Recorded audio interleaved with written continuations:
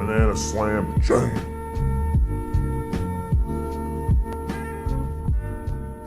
Hello, everybody. Due to some popular demand, I'm going to be giving you guys my thoughts on the new Overwatch community review system that Valve has released for Dota 2. So it's an update that introduces a powerful tool to help the community regulate negative behavior among its ranks. So it's something apparently that exists in CS:GO, and it basically provides a system where people with good behavior are offered cases, kind of similar to like jury duty, and they can choose to review those cases based on a report that's made during the game. And the report during the game gives you, it was like the reportable offense was done now, 1 minute ago, or about 5 minutes ago. So that's how they like know where to send you in the replay. And then you basically give a verdict on what you think happened in the game and whether or not that person deserved a report. So all the normal reports that we're used to seeing, other than communication, are all done during the game itself through the scoreboard rather than done after the game. My one concern about the reports done during the game is emotional stuff that people will do about a guy. And I also think something somebody does out of context can be misleading, potentially. I do believe, though, that like there are some offenses where you're just feeding down mid, like you're TPing on Nature's Prophet before runes, or you're literally breaking your items, that there's like no mistaking that that person is griefing. So I'm kind of curious to see how it plays out with things like somebody rage buybacking or something like that, where, you know, maybe the guy just lost his shit for a second and then proceeded to try throughout the course of the entire game. Obviously, that's a rare, not rare, but I just think it's a situation that is an example that, taken out of context, could look way worse than it actually is. But basically, it says that reviewers will earn an accuracy score, and those who falsely convict will receive a lower score, eventually losing the ability to participate in Overwatch. So I don't know exactly how this works in regards to how they choose whether or not you're right, basically.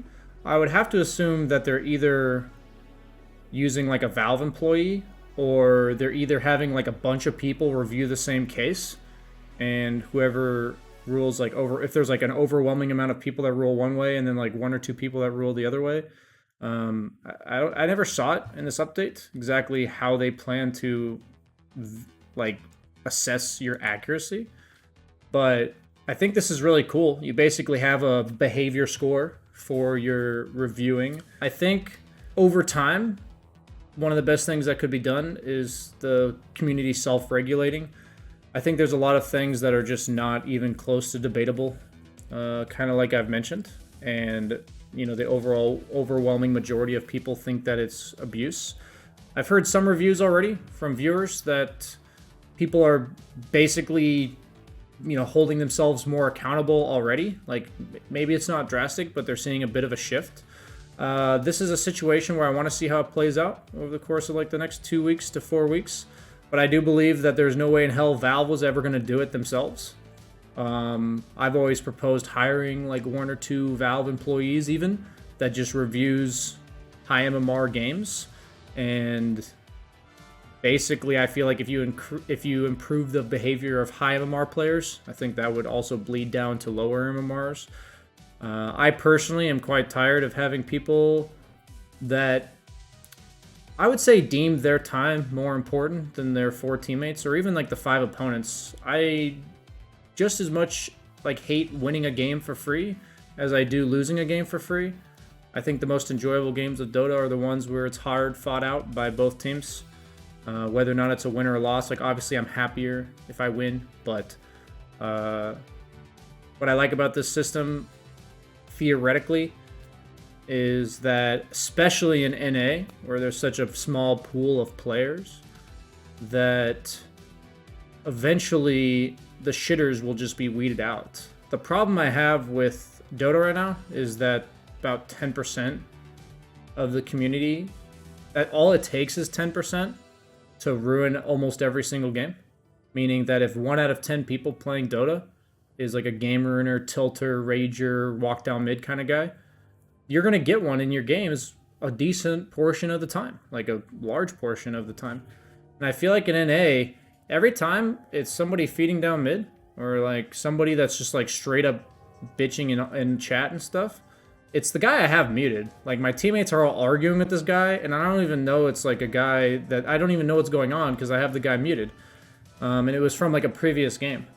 What I'm getting at is that it seems like Dota's a lot of repeat offenders. I think a lot of our view of Dota is actually skewed towards, you know, you selectively see your games are getting ruined, but a lot of times you don't realize that you're the one guy ruining it. What I will say is I'll take some time to talk about this as well, since this is something I wanted to talk about anyways. I believe that if there's somebody that's ruining the game, that if you're the guy that's like bitching at them the entire game, and you're the guy trying to talk sense into them and yelling at them, like imagine if you're tilted, right? Like imagine if you're super frustrated and somebody is like yelling at you that you're an animal or that you're a dumbass or that you're like a fucking idiot. Aren't they just making it worse? I feel like a lot of people have this sense of righteousness that if they didn't start it, that they have absolutely no fault in the problem.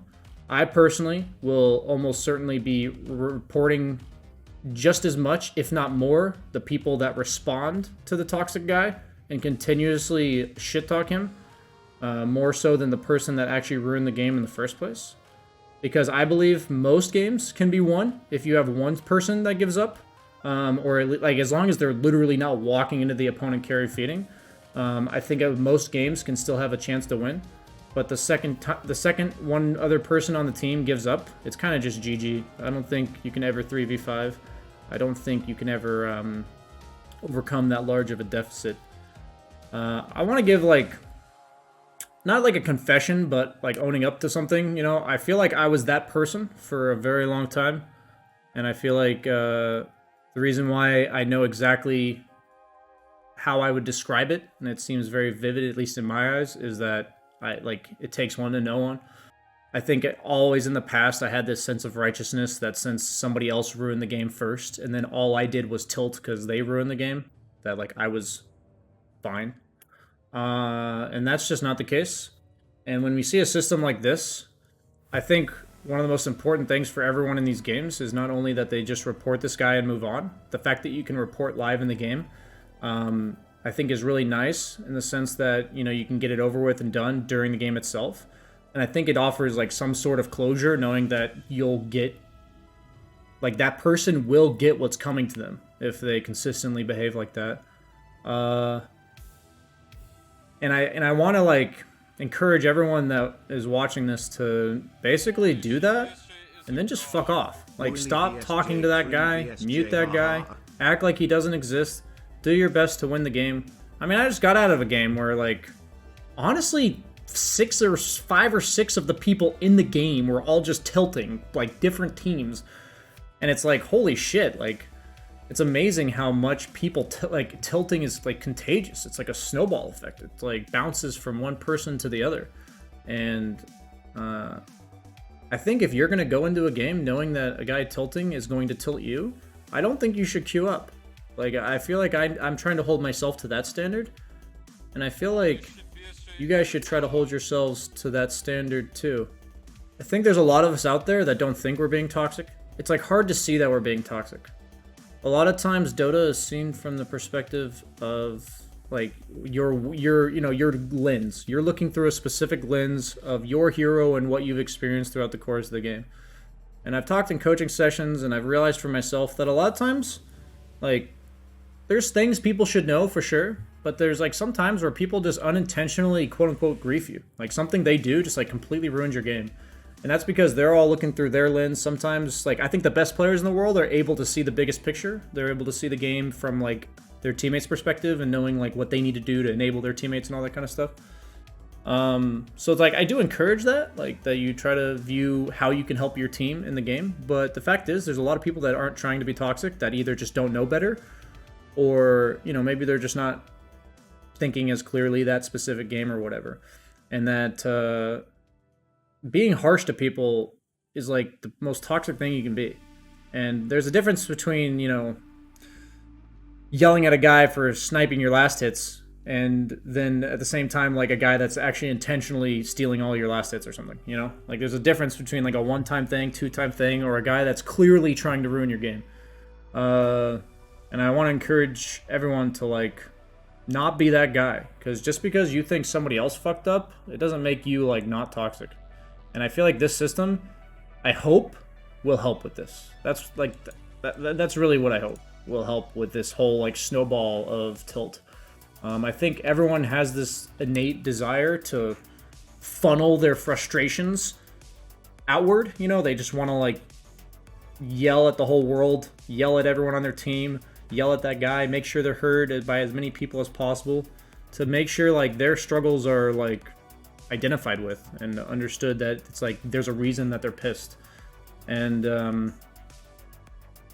if anything, if one of your teammates is clearly trying to win the game and he's just playing like dog shit, like you know, give him like a, you know, pat on the back when they do something right. I've experienced that a few times from really good players, and it makes a big difference for me personally, and I think it makes a big difference for a lot of people out there. Like, I just remember a specific instance where I got shit-talked by Rodeo, and then for the rest of the game, CCNC was literally complimenting me on anything I did right. Like, he was just like, hey, that was a nice play, BSJ, or like, hey, man, like, once we get this Abyssal, you'll be really strong. Just shit like that. And you'd be surprised how far that goes. I think a system like this, we need to learn to distinguish between the people that are intentionally griefing and the people that are just having a really bad game. I think that's obviously subjective, but with this system, at the very least, if you're frustrated with somebody, even if maybe they don't deserve a report, just report them and move on. Don't focus inward on it. And if you're coming at them really harshly, and you are surprised that they lash back at you, it's kind of like, what'd you expect? Like, they're obviously pissed already. Communication bans, it says, as noted above, communication bans are distinct from Overwatch reports and are still issued in the post-game screen. However, instead of preventing users from typing or using voice chat during the match, communication bans will now mute deserving players by default. As a result, other players can choose for themselves whether or not to unmute the chat ban teammate or not. When a chat ban player uses communications during a match, they'll receive a reminder of their status in the chat window. I honestly like this. Dota is a communication game. It's like, if you go into a game and you, like, at the highest level, you know, we see the same people over and over again. But if you're like an average Dota 2 player and you just go into a game and some random guy's muted, you know, maybe give him a chance. The sad reality is every person I've had muted that I unmute, I almost always end up muting them again before the game ends. But I like this change a lot. I like the fact that we have the chance to unmute somebody if we, like, want to work with them, or it, like, seems like they're trying to win. It's like if somebody goes into the game muted and it's like 15 minutes in, they're clearly trying their best to win the game. It's like, okay, I'll unmute this guy. Yeah, I really like this system. I think it has a lot of potential upsides. I haven't gotten a chance to review somebody's game yet. But I feel like a lot of people in this community have expected Valve to do something, and I feel like this kind of gives us a chance to do something. And I think I can only hope that it happens on stream where people get to review games. I personally think it'll be really funny content if and when I ever get to review these games. But I also, you know, will enjoy justifying someone's frustration with their teammate, or, you know, giving somebody a second chance in case whatever they did wasn't too bad. Yeah, guys, I hope you kind of enjoyed my talk about this. I've been wanting to talk about this general stuff in the first place, like toxicity and pubs and stuff, but this is a really cool news. I'm looking forward to its potential outcome, and I'll probably be posting like a montage or, you know, collection of my reviews at some point, so keep an eye out for that. Thanks for watching, guys. See ya. Ace of Hearts says, I'm okay with even terrible play, but can't control myself and get toxic when other people are toxic. It's bad, but I don't know what to do about it. You literally have to acknowledge that it's bad, and then every time you do it, you catch yourself. That's the only way to break bad habits. That is the only way. There's, like, literally any bad habit you have in life. The first step is to recognize it's a bad habit. The second step is to recognize when you're doing it and hold yourself accountable. Like, you're going to keep doing it. You're not just going to break the habit. But it's like continuously saying to yourself, I shouldn't be doing that when it happens. I shouldn't be doing it. I shouldn't be doing it. And then the goal is eventually you catch yourself before you do it. It's the only way.